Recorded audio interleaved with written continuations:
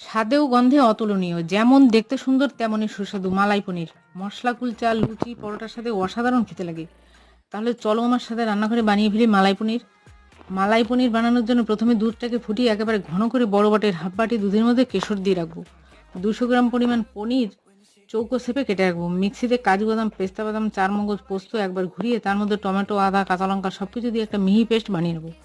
কড়াইতে সাদা তেল দিয়ে তার মধ্যে 1 চামচ ঘি দিয়ে চৌকো শেপের পনিরগুলো হালকা করে ভেজে নেবো। পনিরগুলো তুলে ওই তেলেই দারুচিনি, এলাচ, লবঙ্গ, গোলমরিচ, জয়ত্রী ফোড়ন দিয়ে আগে থেকে কাজু, পেস্তা, চারমগজ, পোস্ত, টমেটো, আদা, কাঁচা লঙ্কার পেস্টটা দিয়ে ভালো করে কষিয়ে নেবো।